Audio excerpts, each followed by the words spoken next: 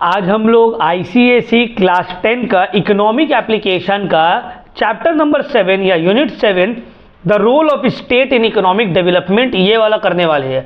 ये पूरा बुक का क्लास 10 आईसीएसई इकोनॉमिक एप्लीकेशन का पूरा बुक का one of the most critical chapter है। ये वाला one of the most important as well as lengthy chapter है। तो इस चैप्टर को स्टार्टिंग से एंड तक इसमें ध्यान से समझना है।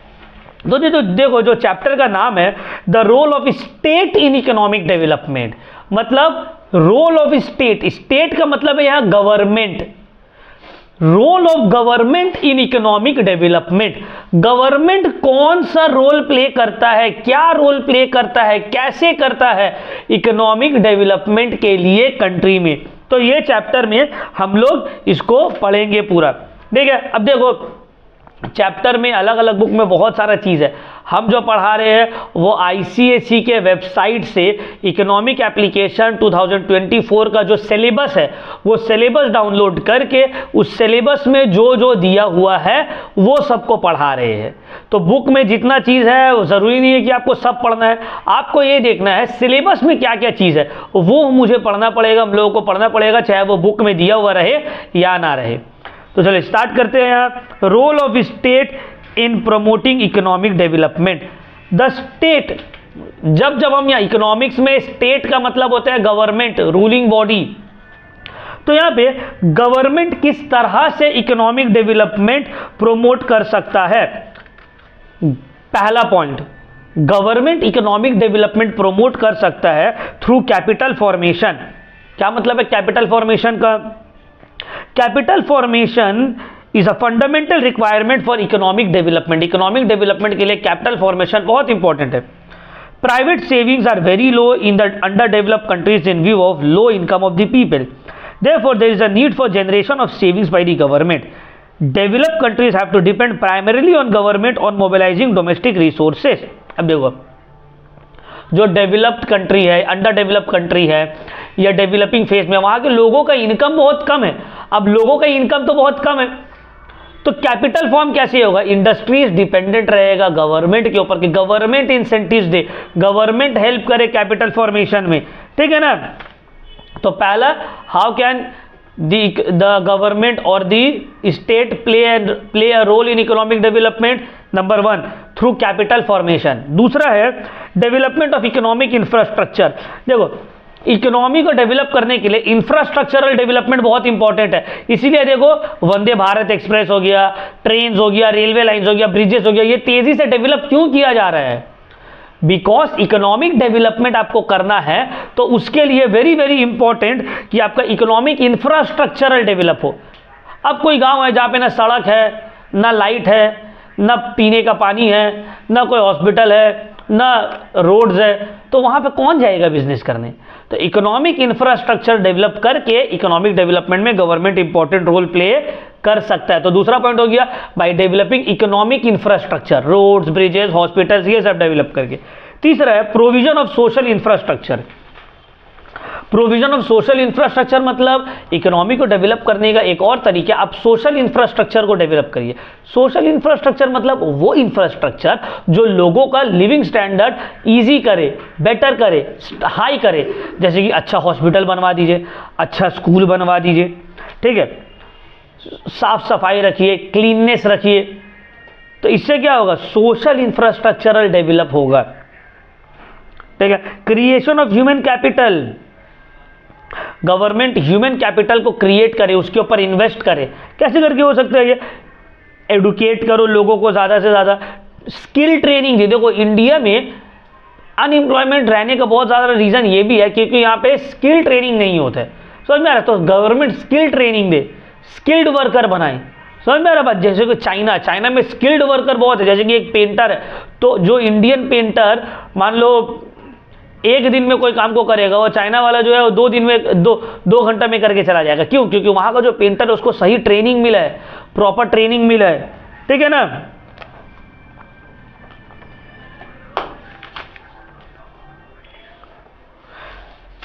Expansion of foreign trade, changes in.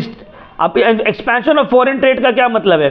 Foreign trade को एक्सपैंड करे, ज़्यादा से ज़्यादा इंपोर्ट एक्सपोर्ट होगा, जितना ज़्यादा इंपोर्ट एक्सपोर्ट होगा उतना ज़्यादा कंट्री डेवलप करेगा, समझ में, उतना ज़्यादा इकोनॉमी डेवलप करेगा।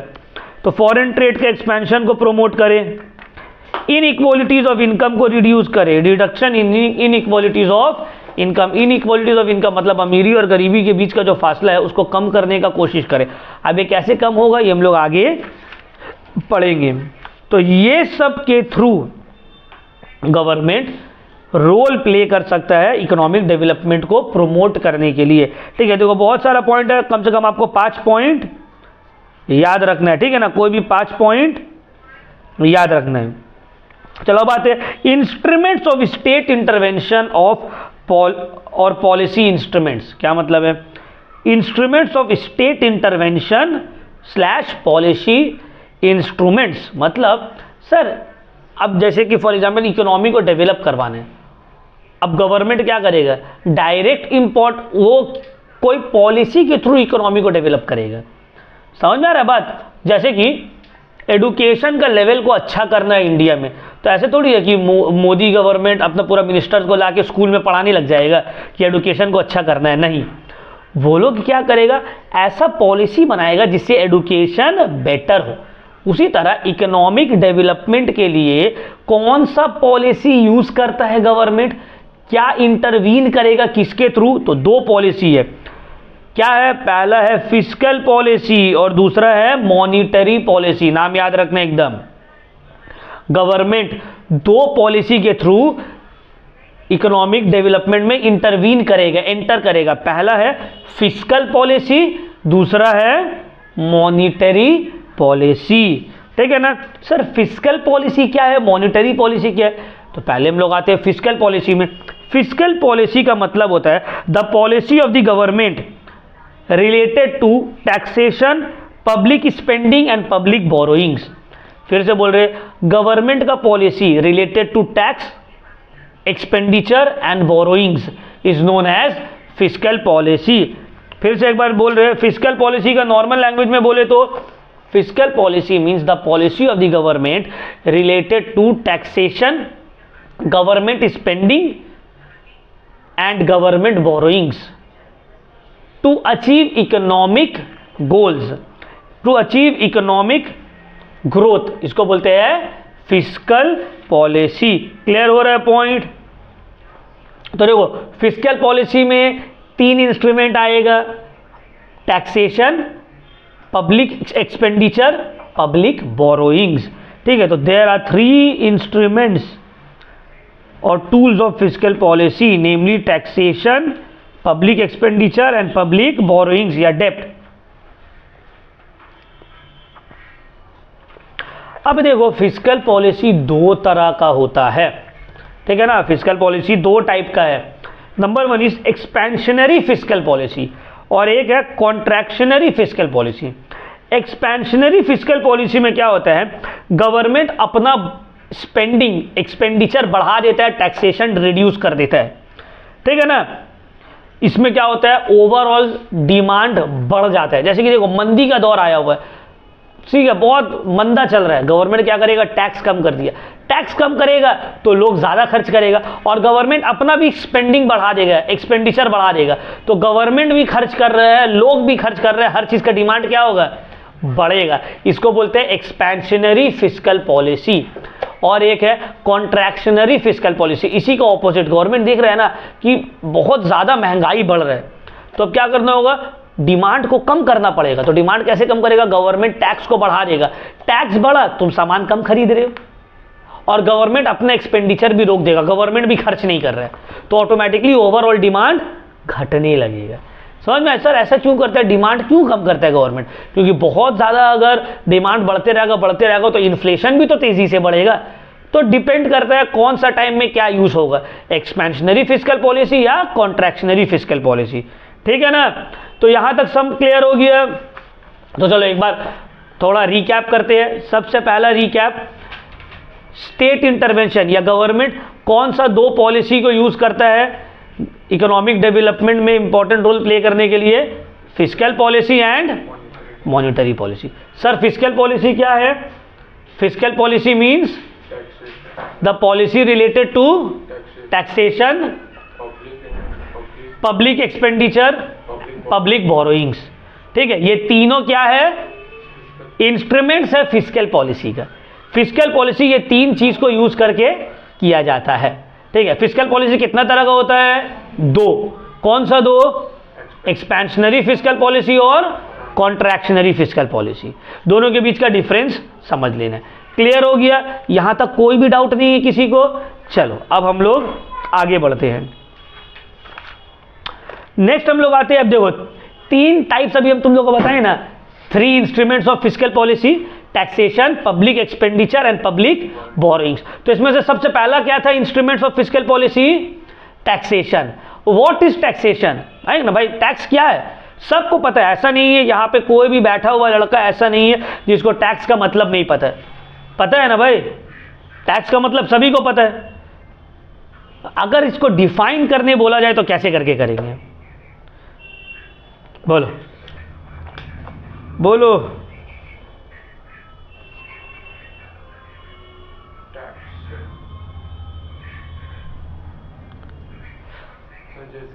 टैक्स देख लो, पहले हम इंग्लिश में बोल रहे हैं एकदम डेफिनेशन, उसके बाद हिंदी में उसको समझाएंगे। A tax is a compulsory payment made by the resident or the individual or the business of a country to the government of that country without any direct benefit. फिर से एक बार बोल रहे हैं, a tax is a compulsory payment made by the individual or business of a country to the government of that country without receiving any direct benefit। Tax एक compulsory payment है जो एक कंट्री का लोग या वहां का बिजनेस पे कर रहे हैं उस कंट्री के गवर्नमेंट को, जिसके बदले में उस इंडिविजुअल या उस बिजनेस को गवर्नमेंट से डायरेक्ट बेनिफिट कुछ नहीं मिल रहा है। जैसे कि फॉर एग्जांपल मान लो हम टैक्स दे रहे हो, तुम टैक्स नहीं दे रहे हो, तो गवर्नमेंट ऐसा थोड़ी बोलेगा तुम टैक्स दिए हो, तुम्हारे बिल्डिंग के नीचे में लाइट लगा दे रहे हो, वो टैक्स नहीं दिया उसके बिल्डिंग के नीचे में लाइट नहीं लगाएंगे। तुम टैक्स दिए हो तो तुम जो है पब्लिक टॉयलेट यूज कर सकते हो, पार्क्स यूज कर सकते हो। वो टैक्स नहीं दिया, वो पार्क्स एंड ऑल में एंटर नहीं कर सकता है। नहीं, टैक्स हम दिए तुम नहीं दिए हो, बट उसका बेनिफिट जनरली सब उठा सकता है। ऐसा नहीं है कि जो टैक्स दिया है वही उठाएगा। क्लियर हुआ पॉइंट, समझ में आ गया।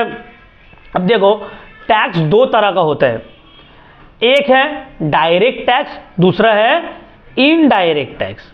डायरेक्ट टैक्स का मतलब होता है वो टैक्स जो डायरेक्टली एक इंसान के इनकम के ऊपर चार्ज होता है, ठीक है, या वेल्थ के ऊपर चार्ज होता है। अगर इंग्लिश में बोले डायरेक्ट टैक्स का मतलब, direct tax is a tax in which the incidence of tax and the impact of tax falls on the same person. क्या मतलब है, डायरेक्ट टैक्स का मतलब होता है वो टैक्स जो इंसान के ऊपर पड़ता है, इंपोज किया जाता है, वही उसका बोझ उठाता है, उसी को देना पड़ेगा, वही उसका बोझ को झेलेगा। फिर आता है indirect tax. Indirect tax means those tax in which the incidence of tax and the impact of tax falls on two different person। मतलब उसका बोझ उठाएगा कोई और, लेकिन अभी उसका बोझ कोई और उठा रहा है, लेकिन फाइनली उसका बर्डन शिफ्ट हो जाएगा किसी और के ऊपर। समझ में आ रहा है, ये बहुत इंपॉर्टेंट, इसको समझना पड़ेगा। डायरेक्ट टैक्स का मतलब होता है इनिशियल बर्डन ऑफ टैक्स और फाइनल बर्डन ऑफ टैक्स एक ही आदमी झेलेगा। जैसे कि इनकम टैक्स मेरे इनकम के ऊपर लगा, देगा कौन, हम ही देंगे। प्रॉपर्टी टैक्स मेरे प्रॉपर्टी के ऊपर लगा, देगा कौन, हम ही देंगे। इनडायरेक्ट टैक्स जैसे कि ये बुक में तो ऐसे टैक्स नहीं है, चलो मान लेते हैं बुक, ये माइक बनाने वाला जो बेचा है वो 100 रुपये में मान लो माइक खरीदा था और 20 रुपये इसके ऊपर टैक्स दिया था। अब जब वो हमको बेचेगा, ये माइक बोल देगा भाई 150 का माइक है और 20 रुपये टैक्स। मतलब स्टार्टिंग में टैक्स तो वो खरीदने वाला दिया, बट फाइनली उसका बर्डन कौन झेल रहा है, कस्टमर। ये हो गया इनडायरेक्ट टैक्स। डायरेक्ट टैक्स के example income tax, wealth tax, property tax. Indirect tax के example custom duty, sales tax, GST, ये सब क्या है, इनडायरेक्ट टैक्स है। क्लियर हो रहा है ना पॉइंट, कोई डिफरेंस, कोई समझ क्लियर, प्रॉब्लम नहीं हो रहा है। तो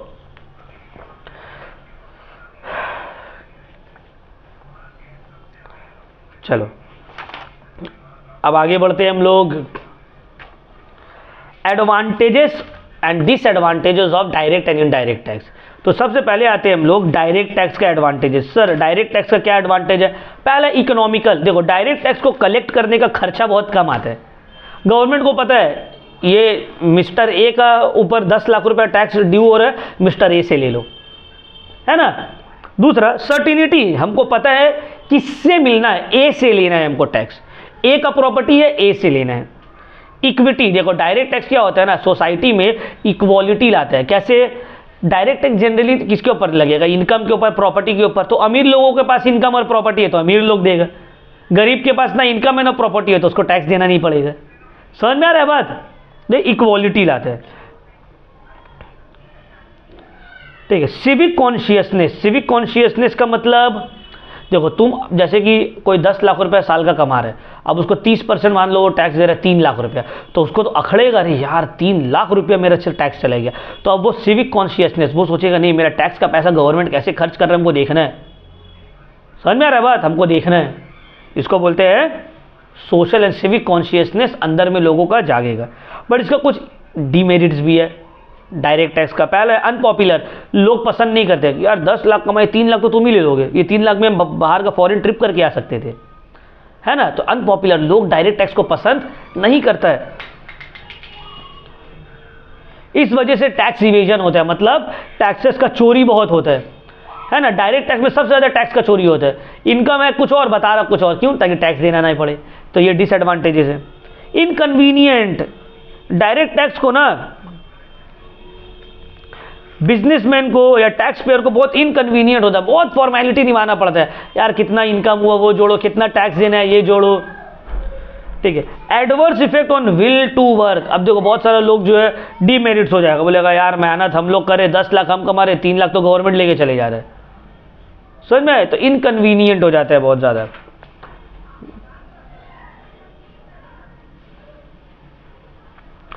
अब आते हैं इनडायरेक्ट टैक्स। इनडायरेक्ट टैक्स का एडवांटेज और डिसएडवांटेज क्या है? पहला एडवांटेज है कन्वीनियंट। देखो हम लोग सब इनडायरेक्ट टैक्स डेली पे करते हैं, तुम लोग को पॉकेट मनी मिलता है ना, हर इंसान इनडायरेक्ट टैक्स पे करता है, तुम लोग भी करते हो, लेकिन कन्वीनियंट, किसी को अखड़ता नहीं है। पैसा मिलता है ना टिफिन का, अब बाहर से कुछ खाए, मान लो एक कोक पिए, तो कोक पिए तो टैक्स दिए कोक के ऊपर, पिज्जा खाए उसके ऊपर टैक्स दिया डोमिनोज को। समझ में आ रहा बात? क्लियर हो रहा है पॉइंट? यहां तक का 1 रुपया का चॉकलेट भी लेते हो तो उसके ऊपर भी गवर्नमेंट तुमसे टैक्स ले लेते हैं। देखते हो ना, लिखा हुआ रहता है price inclusive of all taxes. तो कन्वीनियंट, कभी अखड़ा?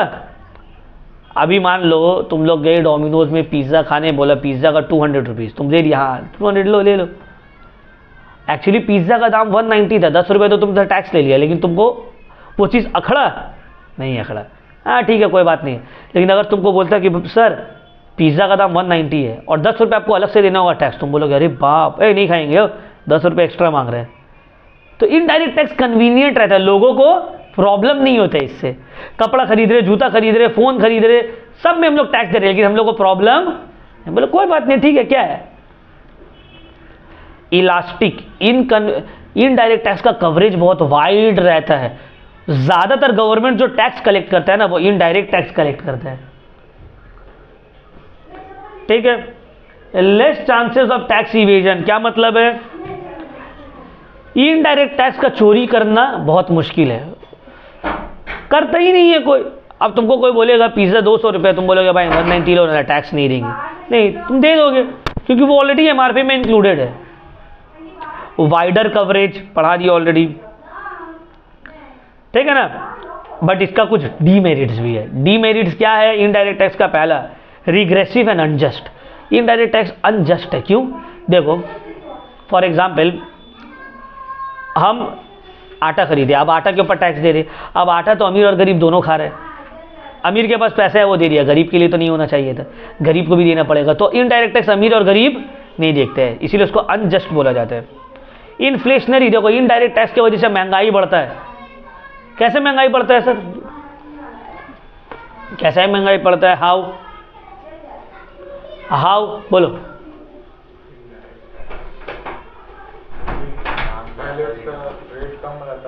देखो जैसे कि पिज्जा का हम एग्जांपल दे रहे, 190 रुपीज दाम है, टैक्स ऐड हो गया, कितना हो गया 200, तो 10 रुपये दाम बढ़ गया ना। अगर टैक्स नहीं रहता वही वाला 190 में मिल जाता ना तुमको।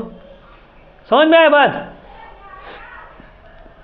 अनइकोनॉमिकल इनडायरेक्ट टैक्स को कलेक्ट करने का जो चार्जेस है वो बहुत हाई है।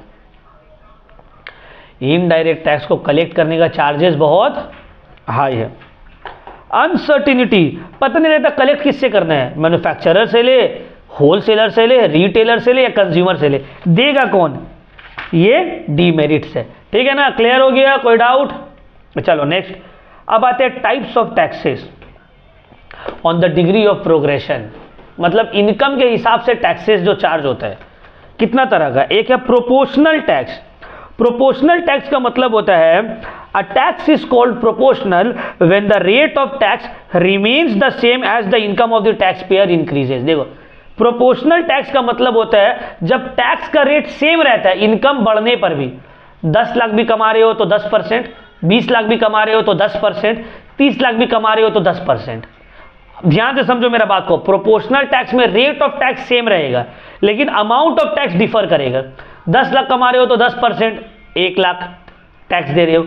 20 लाख कमा रहे हो तो 10%, 20 लाख का 10% 2 लाख रुपया टैक्स दे रहे हो।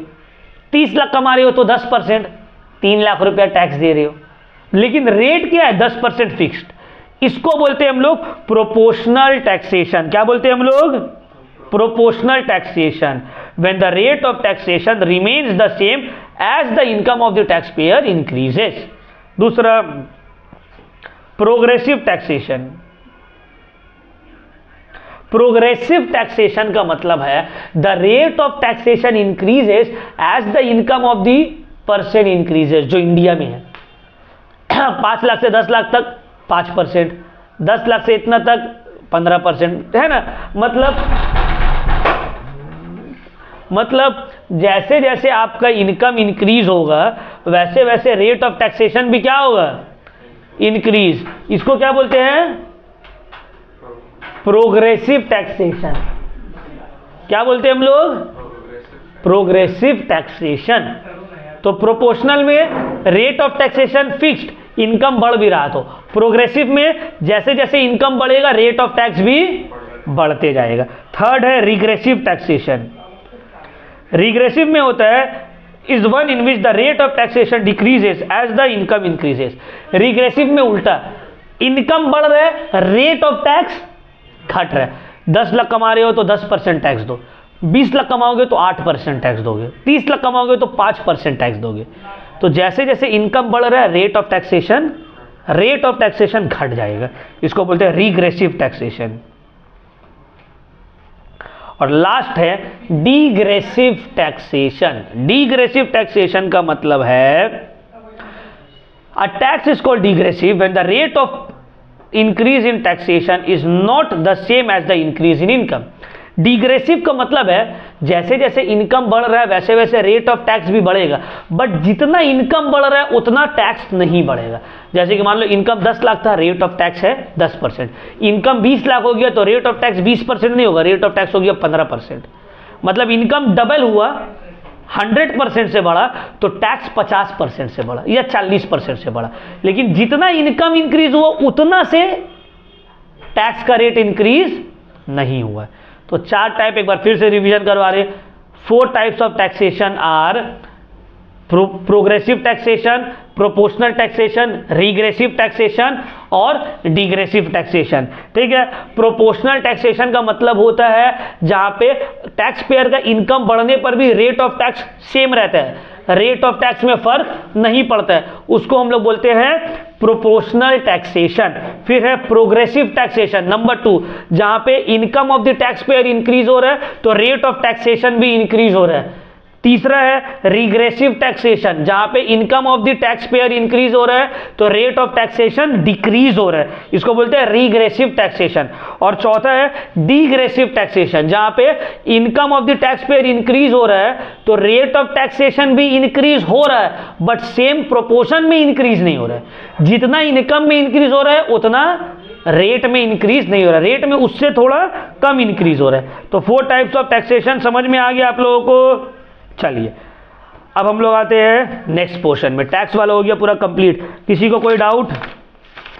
अगर किसी को हाँ बोलो। टाइप्स ऑफ टैक्स में पूछेगा तो ये वाला टैक्स लिखेंगे इनडायरेक्ट और डायरेक्ट टैक्स? डिपेंड करेगा, अगर on the basis of progression पूछा तो ये लिखेंगे। समझ में आया? यहाँ तक अगर किसी को कोई डाउट है तो पूछ लो हमसे, अगर नहीं है तो फिर आगे बढ़ेंगे। ठीक है ना? चलो अब हम लोग आते हैं, यहां तक हो गया। तो अब और यहां से कुछ नहीं पढ़ना है, पब्लिक एक्सपेंडिचर एंड ऑल कुछ भी हम लोग का सिलेबस में नहीं है। Types of taxation and all पढ़ लिए हैं। अब आते हैं मॉनेटरी पॉलिसी का सिर्फ मीनिंग बस। ठीक है, हम पूरा देखो सिलेबस पढ़ के बता रहे हैं। यहाँ पे जो भी है ना, which taxation system is more suitable, public expenditure, type of public expenditure, कुछ नहीं ये सब करना है। इंपॉर्टेंस ऑफ पब्लिक एक्सपेंडिचर, देखिए ना, कुछ नहीं। अब आते हैं डायरेक्टली मॉनेटरी पॉलिसी का सिर्फ डेफिनेशन। तो मॉनेटरी पॉलिसी का मतलब होता है policy of the central bank to regulate the availability and the use of money. देखो, अगर नॉर्मल लैंग्वेज में बोले तो monetary policy means the policy of the RBI related to the supply of money. Money supply से रिलेटेड जो policy है central bank that is RBI का, उसको बोलते हैं मॉनेटरी पॉलिसी। मतलब मनी सप्लाई को बढ़ाना है, घटाना है, इंक्रीज करना है, डिक्रीज करना है, इससे रिलेटेड जो पॉलिसी हम लोग बैंकिंग वाला चैप्टर में पढ़े हैं ना, credit creation policy, quantitative method, qualitative method, उसी को क्या बोलते हैं हम लोग? Monetary policy. तो मॉनेटरी पॉलिसी मतलब सेंट्रल बैंक का policy related to the supply of money. ठीक है, क्लियर हुआ पॉइंट? बस ये चैप्टर में आप लोगों को कुछ भी पढ़ना और नहीं है। समझ में आ रहा है ना बात? पब्लिक एक्सपेंडिचर, पब्लिक बोरिंग कुछ नहीं है, जबरदस्ती टाइम वेस्ट उसमें नहीं करेंगे। सिलेबस का हिसाब से हम पढ़ा दिए तुम लोगों को, जो सिलेबस में था उसको पूरा कवर अप कर दिए है। ठीक है ना? कोई डाउट किसी को कुछ पूछना है? चलो।